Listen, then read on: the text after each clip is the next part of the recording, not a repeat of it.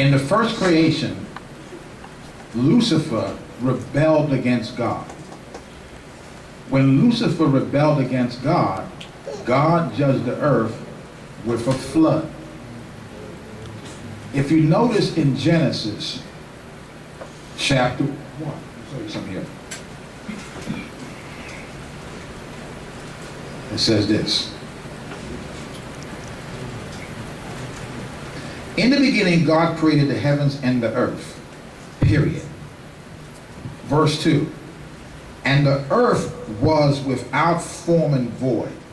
Now, the Hebrew word was there is the Hebrew word hayah. That word hayah means became. So if you read it in that context, and the earth became without form and void. That means the earth didn't start out without form and void. The word form and void in the Hebrew are two Hebrew words, bohu and tohu. Those words mean ruin and wreck. So the earth became a ruin and a wreck. So if it became a ruin, you can't have a ruin without something predating it to be ruined. You can't have a wreck without something to wreck.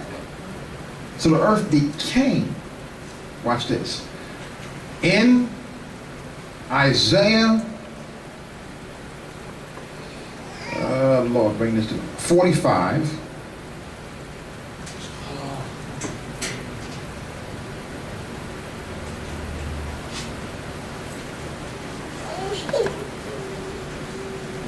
Verse 19, I believe it is.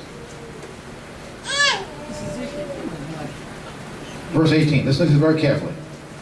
For thus saith the Lord God, that created the heavens, God himself that formed the earth and made it. He hath established it. He created it not in vain. In other words, he created it not a ruin. So in other words, at the end of Genesis 1:1, the earth was perfect. In Genesis 2, but in Genesis verse 2, you see it became a ruin and a wreck. So in between those two verses are trillions of years. Or the pre-Adamic world, where something happened on the earth. But it's too much to get into right now. I'm going to come back and teach it. Genesis 1:3.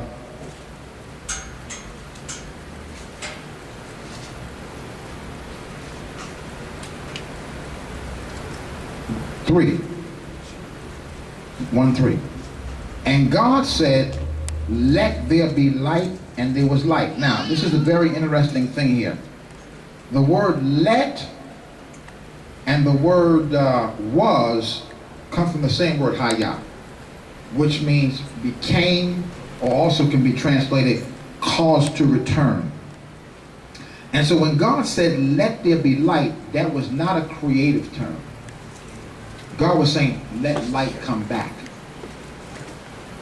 There had already been light. All right?